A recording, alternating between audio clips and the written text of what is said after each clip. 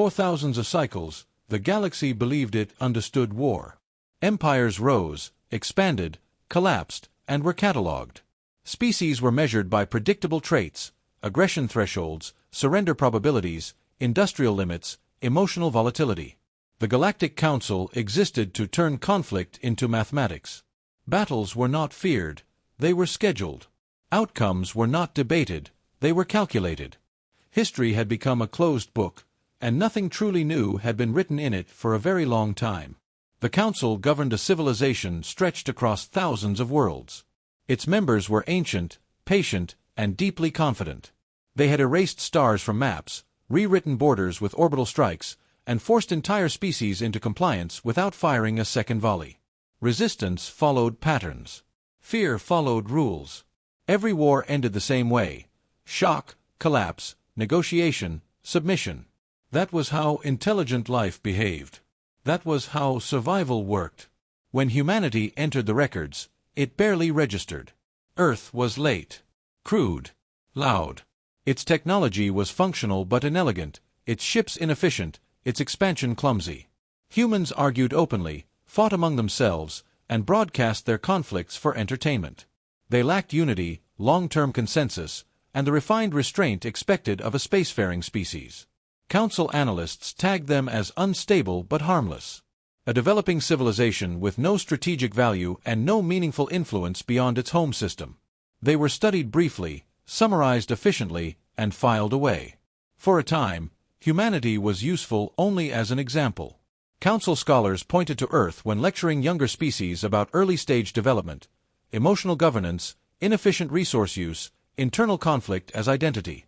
Humans were not conquerors, nor were they diplomats. They were survivors of a chaotic planet who had not yet learned the discipline required to endure on a galactic scale. Then Earth made a mistake. A minor trade dispute escalated into an accusation. A patrol vessel vanished near human-controlled space. No proof was required. Proof had never been necessary before. The Council had learned long ago that perceived defiance was more dangerous than actual resistance. Order was maintained through demonstration, not discussion. The decision was effortless. Earth would be disciplined, not destroyed, not occupied, just reminded of its place. The Council authorized a limited operation. No planetary annihilation. No civilian targeting.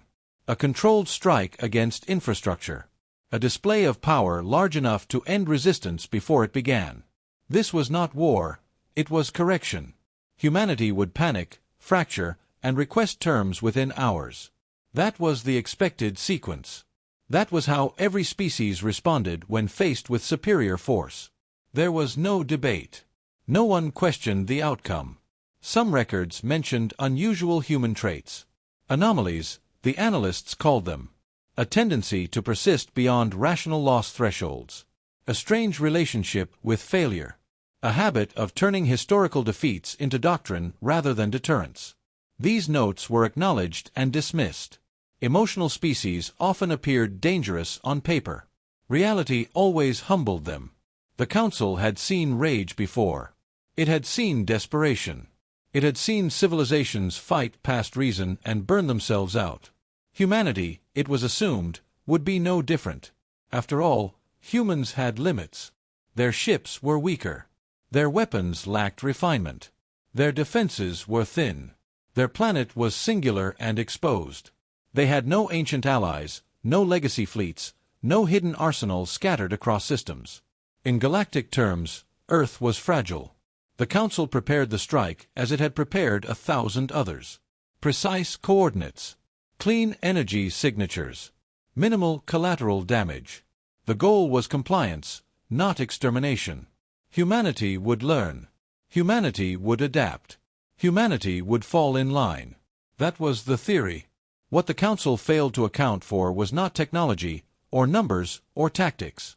It failed to understand something far older and far more dangerous than any weapon humanity possessed. It failed to understand how humans perceived threat. Not as a challenge to power, but as a challenge to existence. Not as a problem to be solved, but as a condition to be eliminated. The Council believed war was a language spoken between civilizations. Humanity had never seen it that way. The warning did not come from humanity. It came from a species the Council respected, though never fully trusted.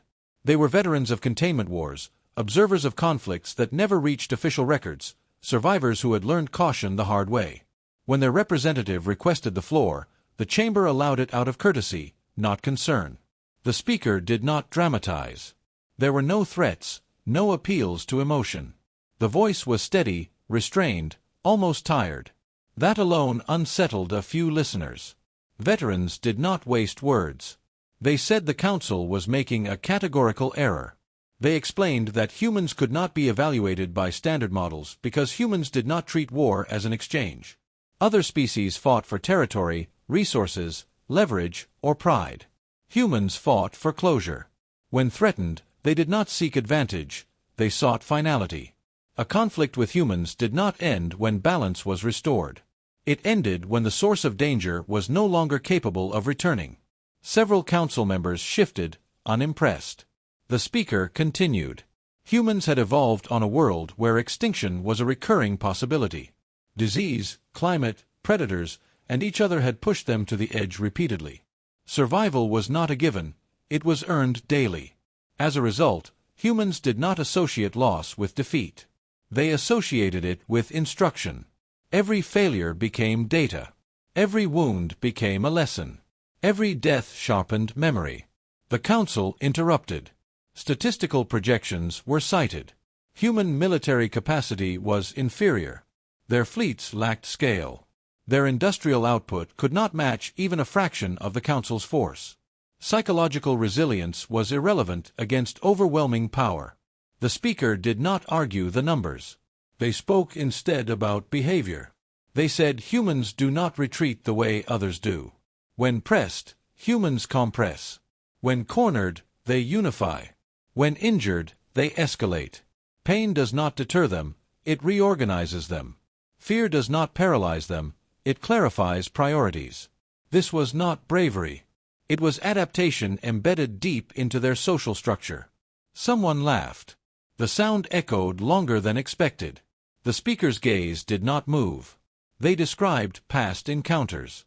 Not wars, not invasions, but incidents. Trade collapses. Proxy conflicts. Containment failures. Every time humans were pressured, their response followed the same curve. Initial confusion. Sudden silence. Then a phase of accelerated learning that outpaced projections. They did not mirror enemy tactics, they dismantled the assumptions behind them. One counselor asked the obvious question. If humans were so dangerous, why had they not already conquered their region? The answer was simple. Humans did not expand to dominate. They expanded to secure. They stopped when they felt safe. They did not pursue power for its own sake, only stability. But when stability was threatened, restraint vanished. The speaker issued the warning plainly. Do not perform a limited strike. Humans interpret partial force as intent without conclusion. They will not see restraint. They will see rehearsal. They will assume escalation is inevitable and respond accordingly. They will not wait for your next move. They will build for the worst case and act as if it is already unfolding. The chamber recorded the statement. Then it dismissed it. The Council categorized the warning as anecdotal bias. The speaker's species had suffered losses indirectly connected to human actions. Emotional contamination was likely. Models were reaffirmed. The operation proceeded unchanged. As the session ended, the speaker added one final remark, not as a plea, but as an observation. Humans did not fear losing wars, they said. Humans feared being forced to fight the same war twice. No one responded. The chamber lights dimmed. Orders were transmitted. Fleets aligned. The Council returned to its certainty, confident that history would continue behaving as it always had. The warning remained in the archive, time-stamped, acknowledged, and ignored. The first strike landed exactly as planned. Power grids failed across multiple regions. Orbital traffic was disrupted. Communications fractured into silence. From the Council's perspective, it was textbook execution. The models predicted panic within minutes, internal blame within hours, and surrender shortly after. Observers prepared to record the familiar cascade of collapse. It did not come. Instead of frantic broadcasts, Earth went quiet. Not the chaos of systems failing, but the absence of noise entirely. No pleas were transmitted. No threats were issued. Diplomatic channels were not flooded, they were shut down. For several hours, humanity did nothing visible at all. To the Council's analysts, this hesitation was interpreted as shock. They were wrong. Inside that silence, humanity reorganized. Civilian and military boundaries dissolved almost immediately. Research institutions opened sealed archives. Corporations released proprietary technology without negotiation. Governments stopped debating and started delegating. There was no declaration of unity because none was needed. The assumption was shared and unspoken. Survival came first, everything else later. Human behavior diverged sharply from every known precedent. They did not attempt to match the invading force ship for ship. They did not rush to defend symbolic locations. They abandoned doctrines built for peacetime and revived strategies born from desperation. Obsolete weapons were pulled from storage and repurposed. Civilian manufacturing lines were converted within days. Every failure from humanity's own violent history was mined for usable insight. Council observers noticed another anomaly. Casualty reports did not slow human response cycles. Where other species paused to mourn or reassess, humans accelerated. Loss triggered iteration. Damaged systems were replaced with simpler, harder-to-disable alternatives. When an attack succeeded, humans did not reinforce the same defense. They assumed it would fail again and moved on. Small human craft began appearing far from Earth. They did not engage fleets directly. Instead, they targeted logistics. Supply depots vanished.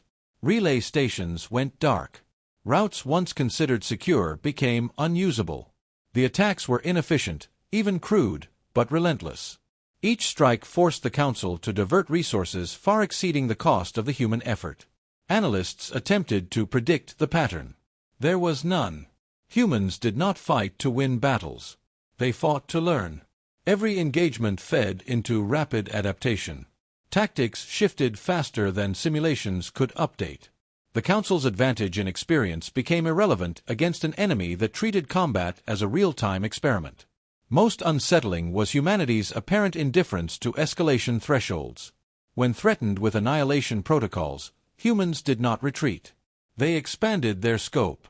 They treated worst-case scenarios not as deterrents, but as planning assumptions. Defensive measures were built as if total war was already underway. The Council realized, too late, that restraint was being misread as hesitation. Within weeks, the narrative inverted. Council forces were no longer shaping the conflict, they were reacting to it. Humanity dictated tempo through unpredictability. Silence would precede sudden action. Defeats would be followed by unsettling improvements. Each attempt to intimidate only clarified human intent. The veterans' warning resurfaced in internal discussions, no longer dismissed, but it arrived without comfort.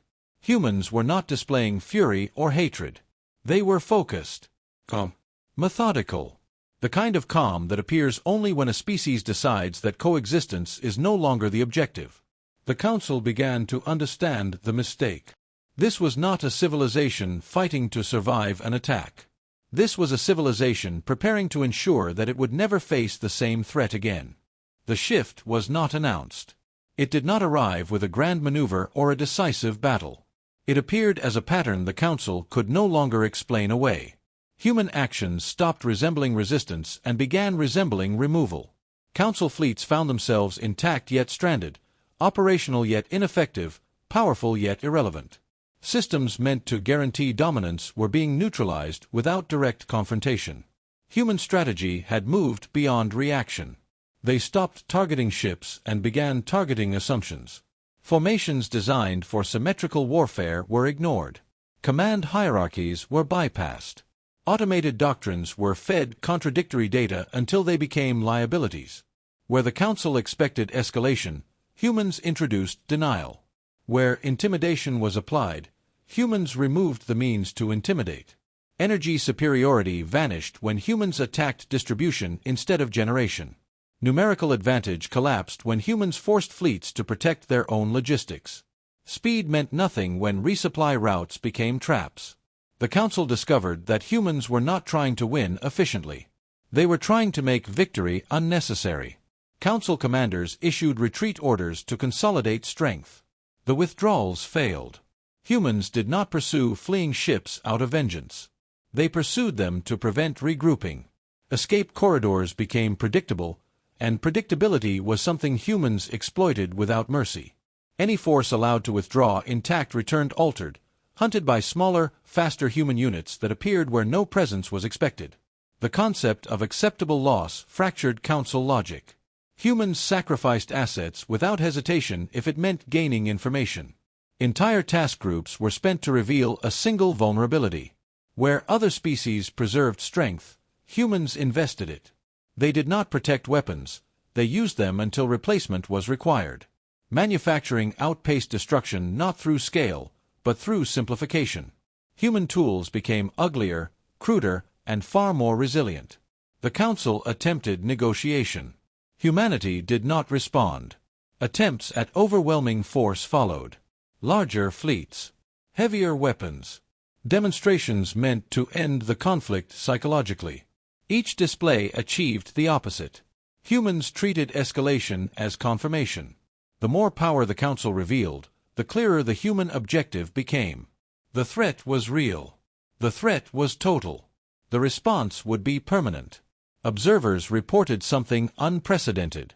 Human communications were calm. Not triumphant. Not enraged. Focused. Language shifted away from victory and toward prevention. Council analysts struggled to interpret this framing. Prevention of what? The answer arrived too late. Humans were not planning to defeat the Council. They were planning to end the possibility of the Council repeating the act. War, to humanity, was not about winning the present moment. It was about shaping the future so the moment never returned. The veteran's warning was retrieved in full. Its phrasing, once dismissed as emotional, now read like a diagnosis.